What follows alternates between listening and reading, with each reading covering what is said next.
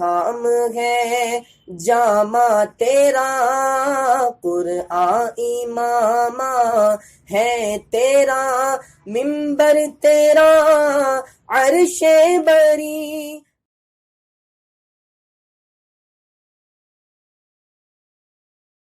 اعوذ باللہ من الشیطان الرجیم،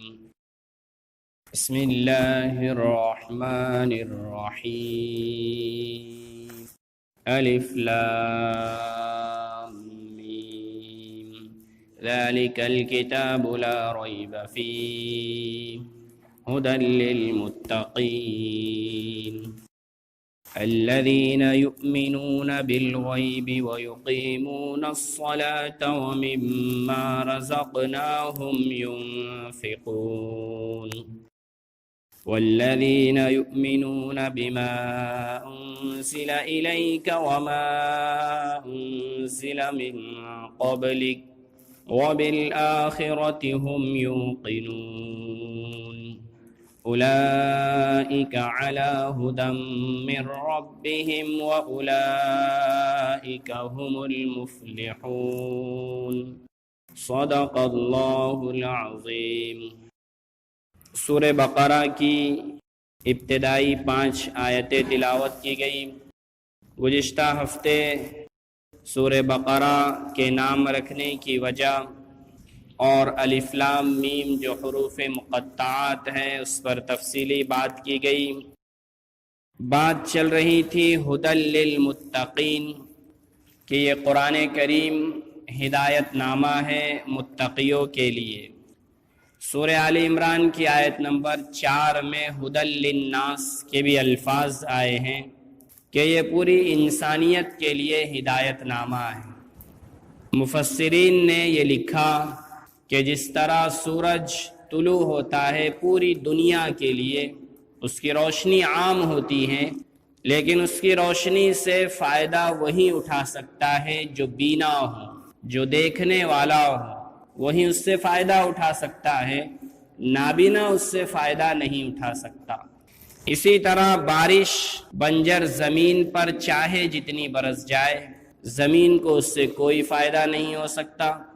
اور غذا چاہے جتنی عمدہ سے عمدہ اور مقوی ہو،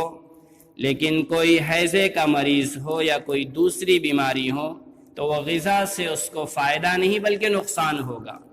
اسی طرح قرآن کریم ہدایت نامہ تو پوری انسانیت کے لیے ہیں، لیکن فائدہ وہی لوگ اٹھا سکتے ہیں جن کے دلوں میں خوف خدا ہوگا، جن کے دلوں میں تقوی ہوگا،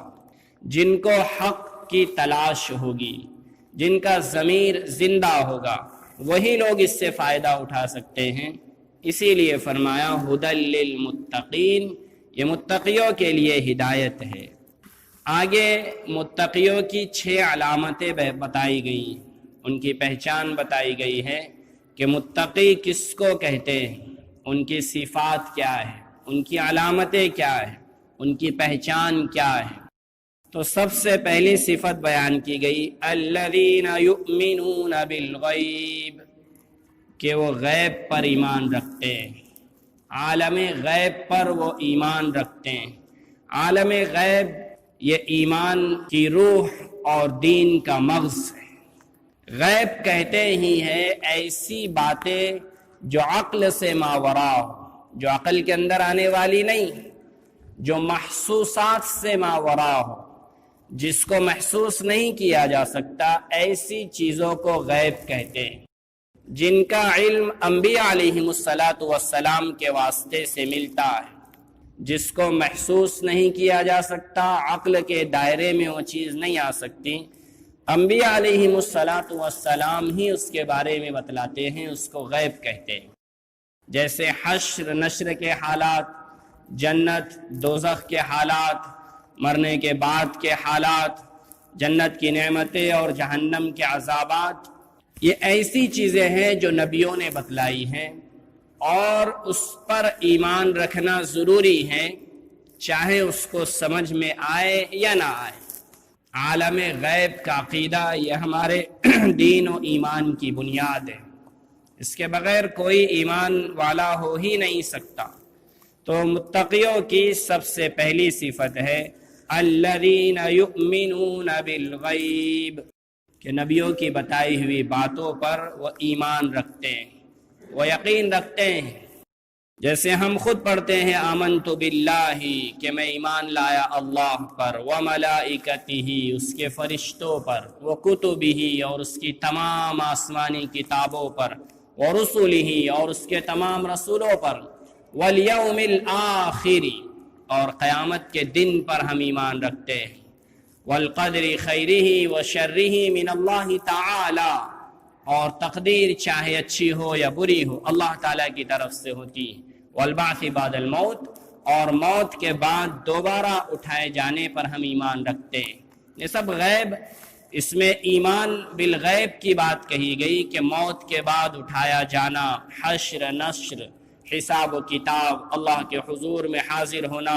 جنت اور دوزخ کا فیصلہ کیا جانا، یہ سب غیب کی باتیں ہیں، اس پر ایمان رکھنا ضروری ہے۔ متقیوں کی سب سے پہلی صفت ہے الذین یؤمنون بالغیب، کہ وہ غیب پر ایمان رکھتے ہیں۔ دوسری صفت بیان کی گئی وَيُقِيمُونَ الصَّلَاةَ، وہ نماز کو قائم کرتے ہیں۔ نماز کو قائم کرنا کہا گیا قرآن پاک میں، نماز کو ادا کرنا نہیں، ادائے صلاۃ نہیں کہا گیا، اقامت صلاۃ کہا گیا۔ سب سے پہلی بات، عربی زبان میں صلاۃ دعا کو کہتے ہیں، اور شریعت کی اصطلاح میں ایک مخصوص عبادت کا نام صلاۃ ہے جس کو ہم نماز کہتے ہیں۔ شریعت نے اس کو صلاۃ سے تعبیر کیا ہے، جس کو ہم اردو زبان میں، ہماری زبان میں نماز کہتے ہیں۔ مفسرین نے بھی لکھا الصلاۃ ہی العبادۃ المخصوصہ اصلها الدعاء، کہ صلاۃ ایک مخصوص عبادت کا نام ہے جس کی اصل اور بنیاد دعا ہے۔ دعائے قولی بھی ہے کہ ہم اپنی زبان سے بھی دعا کرتے ہیں، دعائے فعلی بھی ہے کہ ہم اپنے عمل سے بھی اس میں دعا کرتے ہیں، اور دعائے قلبی بھی ہے کہ ہم اپنے دل سے بھی دعا کرتے ہیں۔ نماز کی حالت میں ہم اپنے دل سے، اپنے عمل سے، اپنی زبان سے، ہر ایک سے اللہ سے دعا کر رہے ہوتے ہیں۔ تو دعائے قولی، دعائے فعلی اور دعائے قلبی کے مجموعے کا نام صلاۃ ہے۔ اور اقامت الصلاۃ فرمایا، نماز کو قائم کرنا۔ اقامت الصلاۃ کے معنی مفسرین نے بتائے اقامت الشیء توفیت حقہ، کہ کسی چیز کا مکمل حق ادا کرنا،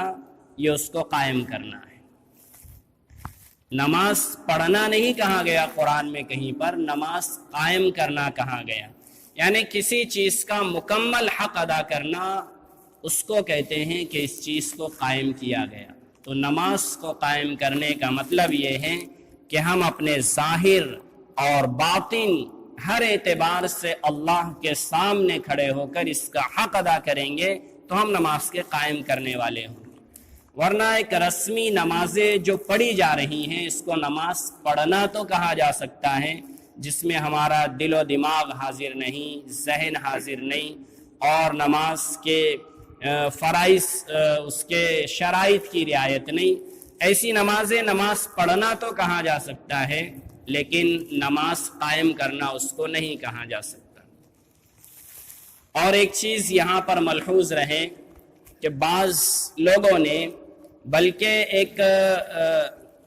ایک فرقے نے، ایک گمراہ فرقے نے اس کے معانی اور مفہوم کو اپنی کم علمی کی بنیاد پر نہیں سمجھ پایا، اور اس نے نماز کا سرے سے انکار کر دیا۔ اہل قرآن کے نام سے ایک طبقہ آپ کے خود شہر میں ایسا ہے جن سے ہماری ملاقات ہوئی، بات ہوئی، ان میں سے ایک طبقے نے توبہ کیا،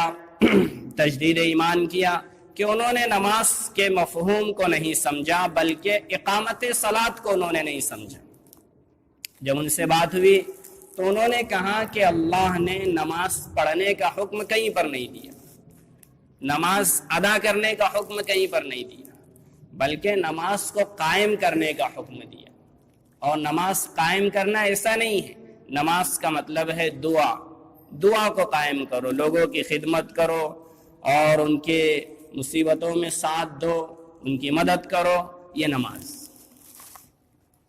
نماز کے مفہوم کو اس طبقے نے، جنہوں نے اپنا نام تو اہل قرآن رکھا لیکن قرآن کی ایک آیت کو انہوں نے سمجھا نہیں اور نماز کا انکار کر دیا. ایسے شخص سے بھی ہماری ملاقات ہوئی اسی شہر میں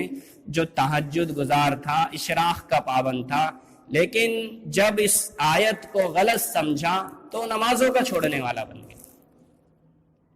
اس نے نماز کو سرے سے چھوڑ دیا. قرآن میں اللہ کا فرمان ہے یضل بہ کثیرا ویہدی بہ کثیرا. اس قرآن کے ذریعے سے اللہ تعالیٰ بہت سے لوگوں کو گمراہ کر دیتے ہیں اور بہت سے لوگوں کو ہدایت بھی دیتے ہیں.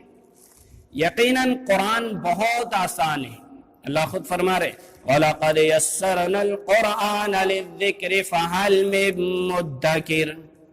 کہ بلا شبہ ہم نے قرآن کو آسان بنایا. کوئی ہے سمجھنے والا، کوئی ہے تدبر کرنے والا، غور فکر کرنے والا. یقیناً قرآن کریم آسان ہے، اللہ نے خود آسان بنایا ہے،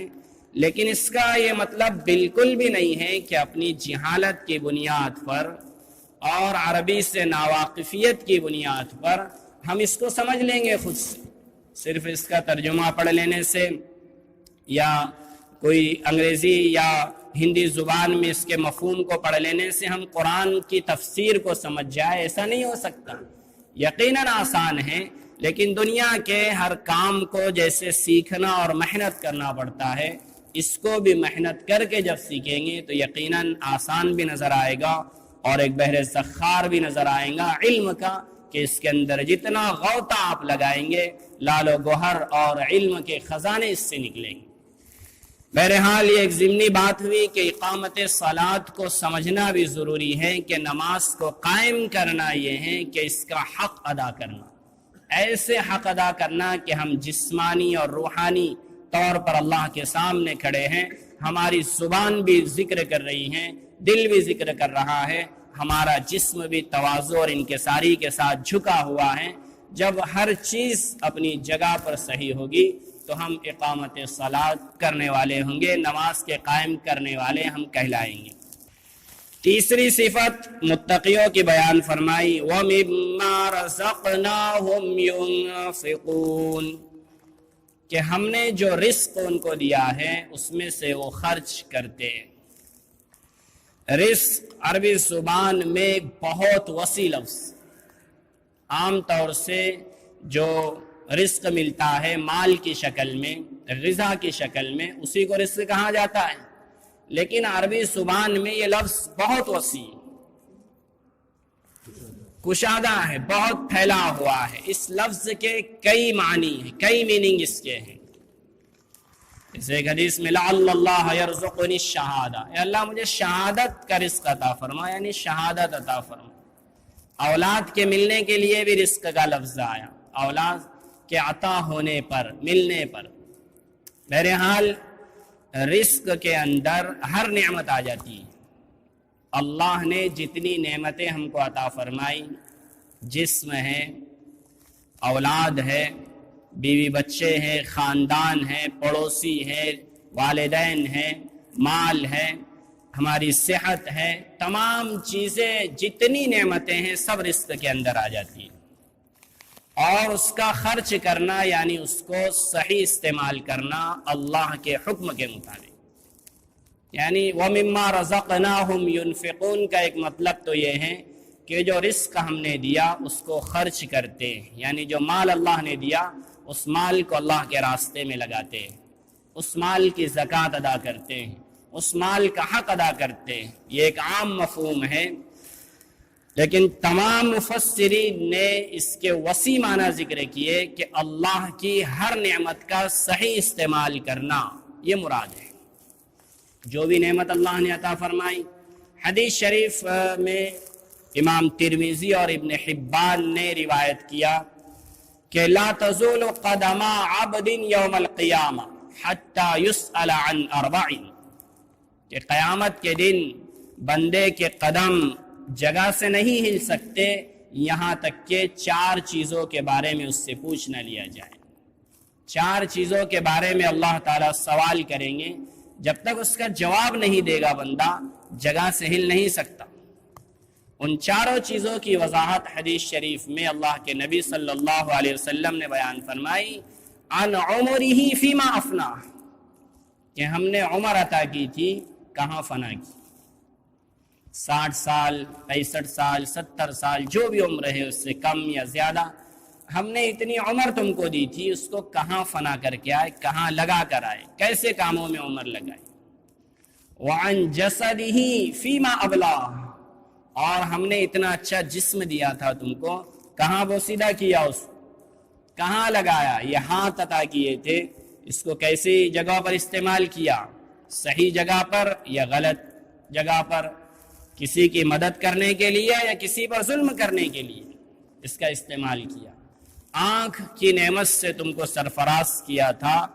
اس کا استعمال صحیح جگہوں پر کیا، قرآن کریم کو پڑھنے کے لیے، حدیثوں کی کتابیں دیکھنے کے لیے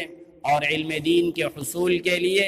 یا والدین کی طرف دیکھ کر مسکرا کر ثواب حاصل کرنے کے لیے، یا دین کی خدمت کے لیے اس آنکھ کا استعمال کیا، یا اس کو فحاشی میں اور غلط کاموں میں استعمال کیا اور غلط چیزوں کے دیکھنے کے لیے استعمال کیا۔ پیر عطا کیا اللہ نے، اسی طرح دل و دماغ عطا کیا۔ غرض پورا جسم انسان کی یہ باڈی اللہ نے جو عطا کی، اس کا حساب دینا ہوگا کہ فیما ابلا، اس کو کہاں پر بوسیدہ کیا، کہاں پر تم نے عمر کو گزارا۔ اور تیسری چیز بیان فرمائی، وَعَنْ عِلْمِهِ مَاذَا عَمِلَ بِهِ، اللہ نے جو علم دیا تھا اس پر کتنا عمل کیا، کتنا علم اللہ نے تم کو دیا تھا دین کا، شریعت کا، اور تم نے دنیا میں اس پر کتنا عمل کیا، اس کا حساب و کتاب اللہ تعالیٰ لیں گے۔ اور چوتھی چیز اللہ کے نبی نے بیان فرمائی، وَعَنْ مَالِهِ مِنْ أَيْنَ اكْتَسَبَهُ وَفِيمَا أَنْفَقَهُ، کہ مال کے بارے میں اللہ پوچھیں گے کہاں سے کمایا اور کہاں خرچ کیا۔ مال کے کمانے میں حرام اور حلال کی تمیز کی یا اس کی تمیز کے بغیر مال کو کمایا، اور مال جب مل گیا تو اللہ کی نعمت سمجھ کر اللہ کے مرضی کے مطابق اس کو خرچ کیا، یا اپنی ذاتی ملکیت سمجھ کر بیجا اسراف سے کام لیا، فضول خرچی سے کام لیا، یا اس مال کے ذریعے سے گناہوں میں مبتلا ہو گیا۔ ان تمام چیزوں کا سوال اللہ تعالیٰ کریں گے۔ بے شمار نعمتیں اللہ نے عطا فرمائی، بلکہ اتنی عطا فرمائی کہ اللہ خود فرما رہے وَإِن تَعُدُّوا نِعْمَةَ اللَّهِ لَا تُحْصُوهَا، اللہ کی نعمتوں کو اگر تم گننا چاہو، شمار کرنا چاہو، گن نہیں سکتے، آپ شمار ہی نہیں کر سکتے کہ اللہ نے کتنی نعمتیں ہم کو عطا فرمائی۔ بہرحال فرمایا وَمِمَّا رَزَقْنَاهُمْ يُنْفِقُونَ، جو ہم نے نعمتیں عطا فرمائی ہیں اس کا صحیح استعمال کرتے ہیں اللہ کے حکم کے مطابق۔ یہ تیسری صفت متقیوں کی بیان کی گئی۔ آگے فرمایا وَالَّذِينَ يُؤْمِنُونَ بِمَا أُنزِلَ إِلَيْكَ، متقی وہ ہے جو ایمان رکھتے ہیں جو آپ پر نازل کیا گیا، یعنی قرآن کریم پر وہ ایمان لانے والے ہیں، آپ کے جو فرمان ہیں احادیث ان پر ایمان لانے والے ہیں۔ اور پانچویں صفت وَمَا أُنزِلَ مِن قَبْلِكَ، اور آپ سے پہلے جو رسولوں پر نازل کیا گیا، یعنی جو پہلے رسولوں کو آسمانی کتابیں دی گئی، تورات ہو، انجیل ہو، زبور ہو، دیگر آسمانی صحیفے ہوں، سب پر ایمان رکھنا ضروری ہے۔ یہاں پر مفسرین نے لکھا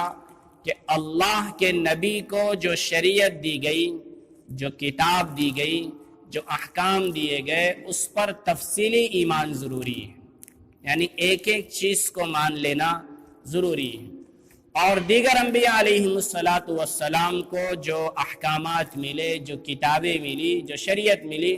اس کو اجمالی طور پر مان لینا ضروری ہے، یعنی صرف یہ کہنا کہ پہلے نبیوں کو جو کتابیں ملی اس کو بھی ہم ماننے والے ہیں، ان کی تعلیمات کو بھی ہم ماننے والے ہیں، اجمالی طور پر ان پر ایمان رکھنا بھی ضروری ہے، اور تفصیلی طور پر شریعت محمدی کو ماننا ضروری ہے۔ تو فرمایا والذین یؤمنون بما انزل الیک،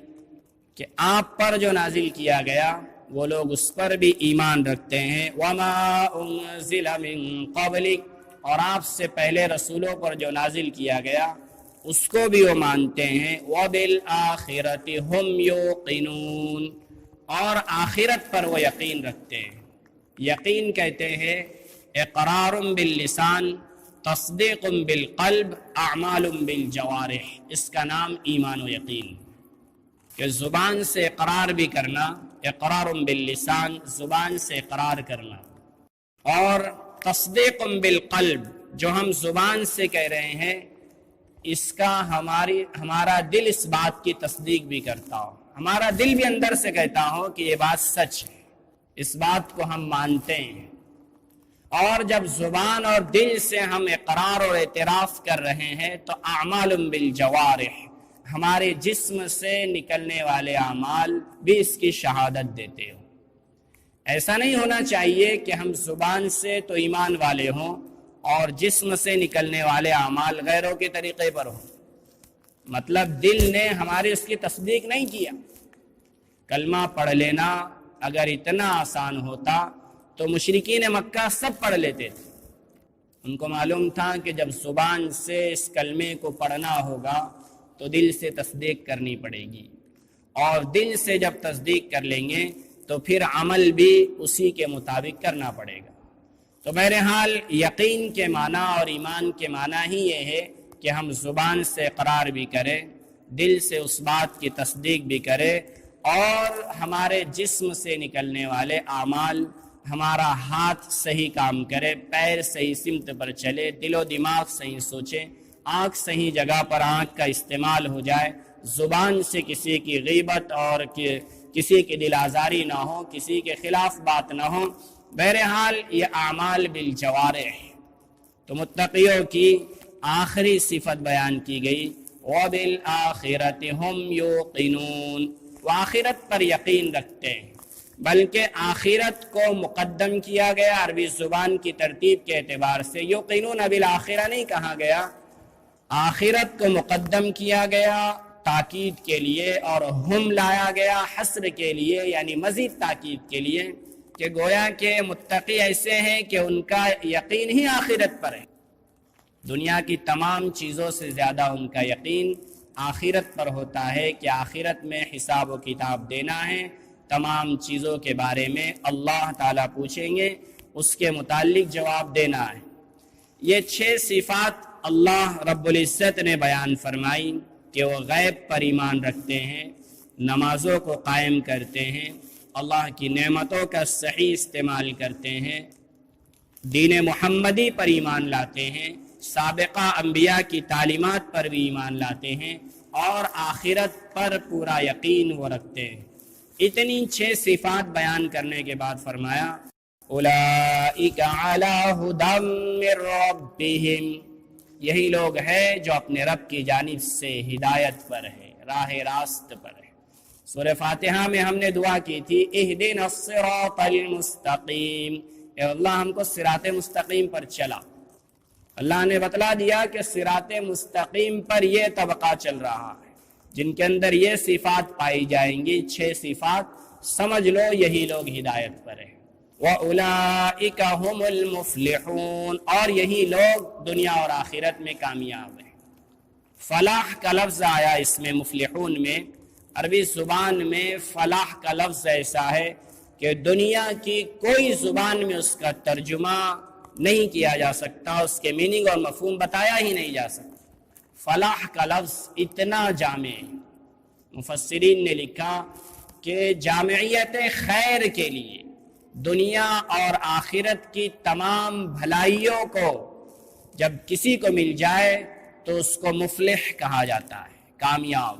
کہ دنیا کی بھی پوری نعمتیں مل جائے اور آخرت کی بھی پوری نعمتیں مل جائیں۔ اردو زبان میں تو کامیاب سے اس کا ترجمہ کیا جاتا، بامراد سے اس کا ترجمہ کیا جا سکتا، لیکن یہ الفاظ اس لفظ کی ادائیگی کے لیے کافی نہیں،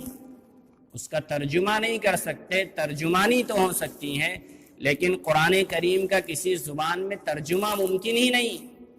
ترجمانی کہہ سکتے ہیں، مفہوم اس کا بیان کیا جا سکتا ہے، لیکن فلاح کا لفظ خود ایک ایسا ہے جس کو دوسری زبان میں ترجمہ نہیں کیا جا سکتا۔ دنیا اور آخرت کی کامیابی کے لیے فلاح کا لفظ آتا کہ تمام نعمتیں دنیا کی مل جائے، تمام نعمتیں آخرت کی مل جائے، ایسا شخص مفلح ہے، کامیاب ہے۔ تو اللہ نے فرمایا کہ یہ متقی طبقہ جو ان صفات کا حامل ہے، یہ صفات جن کے اندر پائی جائیں گی وہی صراط مستقیم پر ہوں گے، ہدایت کے راستے پر ہوں گے، اور دنیا اور آخرت میں کامیاب یہی لوگ ہوں گے۔ اللہ تعالیٰ سے دعا ہے کہ اللہ تعالیٰ ہم سب کو صراط مستقیم پر چلائیں اور دنیا اور آخرت کی کامیابی ہم کو عطا فرمائے۔ وآخر دعوانا الحمد